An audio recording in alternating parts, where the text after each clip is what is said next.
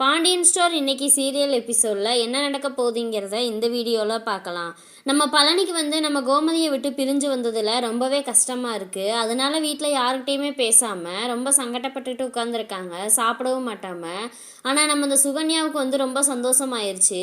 பரவாயில்ல, நம்ம அந்த குடும்பத்தை விட்டு வெளியே வந்துட்டோம், இதுதான் நம்மளுக்கு நல்லது. இனிமேல் நம்ம தொழிலை எப்படி கவனிக்கணுமோ அந்த மாதிரி கவனித்து நம்ம எப்படி முன்னுக்கு வரணுமோ அந்த மாதிரி வரணும் அப்படின்னு சொல்லி சுகன்யாவுக்கு ரொம்ப ஆசை கொடுத்துருச்சு.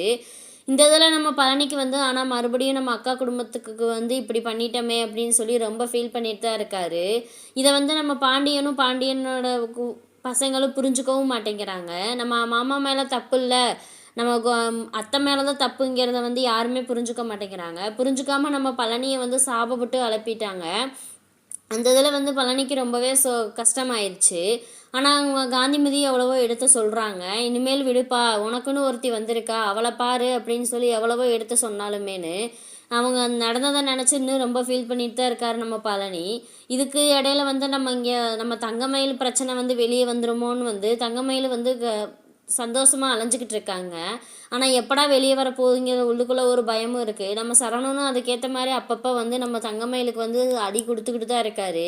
கவலைப்படாத, மாமா பிரச்சனை வராமல் இருந்திருந்தால் இந்நேரம் விஷயத்தெல்லாம் நான் சொல்லியிருப்பேன்.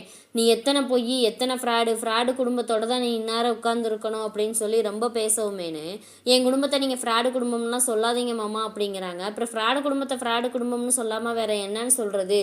ஒழுங்கு மரியாதையாக இருந்துக்க, இன்னும் கொஞ்ச நாள் தான், மாமாவோட பிரச்சனை வீட்டில் முடிஞ்சோன்னையேன்னு கண்டிப்பாக உன்னோடைய விஷயத்த நான் சொல்லத்தான் போகிறேன். இந்த வீட்டை விட்டு உனக்கு அனுப்பத்தான் போகிறேன். உன்னை சகிச்சுக்கிட்டெல்லாம் என்னால் இருக்கவே முடியாது. அதில் நீ எவ்வளோ நல்லவன் மாதிரி அவங்க முன்னாடி என்னை கெட்டவனாக்கி விட்டுட்டேல. நான் இவ்வளோ நாள் என் பேரை நல்ல பேர் எடுத்து வச்சுட்டு இருந்தேன், என்னையே ஒரு நிமிஷத்தில் என்னை கெட்டவனாக்கி விட்டுட்டேல எங்கள் அம்மா எங்கள் அப்பாவுக்கு.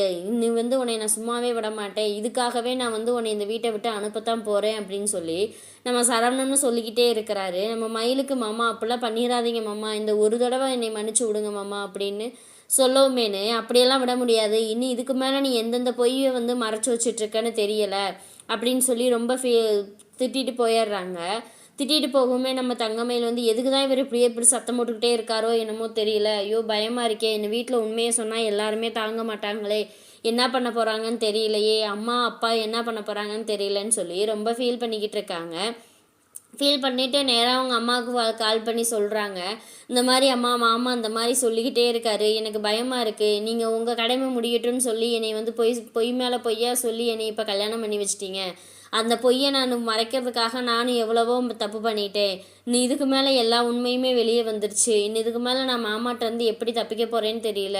இதில் ஏற்கனவே நகை விஷயம் நம்ம ராஜிக்கும் மீனாவுக்கும் தெரியும். அதுலேருந்து எப்படி தப்பிக்க போகிறோன்னு எனக்கும் தெரியல. மொத்த பொய்யுமே வெளியே விழுக போகுது. கடைசியில் நான் தான் இங்கே வாழா வெட்டியாக உட்கார போகிறேன் அப்படின்னு சொல்லுவோமே, அப்படியெல்லாம் ஒன்றும் நடக்காது, எதுனாலும் நான் பார்த்துக்கிறேன் அப்படின்னு சொல்லிடுறாங்க. கடைசியில் நம்ம பழனியோட பிரச்சனை முடிய போகிறப்ப நம்ம சரவணன் அப்பா உங்கள்கிட்ட ஒன்று சொல்லணும் அப்படின்னு சொல்லி நம்ம பாண்டியன்கிட்ட பேச வர்றாங்க.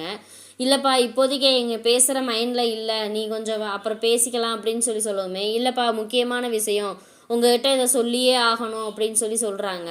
சரி என்னப்பா சொல்லுப்பா அப்படின்னு கேட்கும்போது, இல்லைப்பா தங்கமயில் நிறைய தங்கமயில் இங்கே நம்ம வீட்டில் கல்யாணம் பண்ணிட்டு வர்றதுக்காக நிறைய போய் சொல்லியிருக்காங்கப்பா அப்படிங்கவும், சரவணா உனக்கு கொஞ்சம் கூட வேறு வேலையே இல்லையா, எப்போ பார்த்தாலும் அந்த பிள்ளையை எப்போ போய் ஒரு காரணம் வச்சு திட்டிக்கிட்டே கிடக்காத அப்படின்னு திட்டிட்டு போயிடுறாங்க. உடனே நம்ம தங்கமயிலுக்கு ரொம்ப சந்தோஷமாயிருது. என்னடா இது நம்மளுக்கு சப்போர்ட் பண்ணி மாமா பேசிட்டு போகிறாரு அப்படின்னு சொல்லி. இங்கே என்னடானா நம்ம சுகன்யா இனிமேல் அந்த வீட்டுக்கு போக வேண்டியதில்லை, நம்ம யாருக்கும் அடிமையாக இருக்க வேண்டியதில்லைன்னு நினச்சி நம்ம சுகன்யா இங்கே ரொம்ப சந்தோஷத்தில் இருக்காங்க.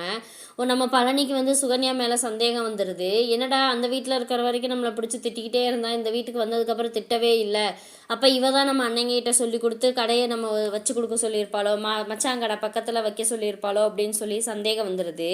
உடனே சுகன்யாட்ட கேட்குறாங்க, என்ன சுகன்யா ஆளே மாறிட்ட, என்னாச்சு உனக்கு அப்படிங்குமே, என்னங்க நான் எங்கங்க மாறினேன், நான் அப்படியே தானே இருக்கேன் அப்படிங்கவும், இல்லை அந்த வீட்டில் இருந்தப்போ நீ ஒரு மாதிரி இருந்த, இப்போ இந்த வீட்டுக்கு வந்ததுக்கப்புறம் எவ்வளவோ ஆள் மாறிட்ட, என்ன விஷயம் சொல்லு அப்படிங்கும்போது, ஐயோ அப்படியெல்லாம் இல்லைங்க, நீங்கள் தேவையில்லாத பிரச்சனையை இது பண்ணிக்கிட்டு இருக்கீங்க, ஒழுங்காக கடை வியாபாரத்தை பாருங்கள், வியாபாரம் முடிஞ்சதுக்கப்புறம் நம்ம இன்னும் நல்லா டெவலப் ஆக பார்க்கலாம் அப்படின்னு சொல்லிக்கிட்டு இருக்காங்க.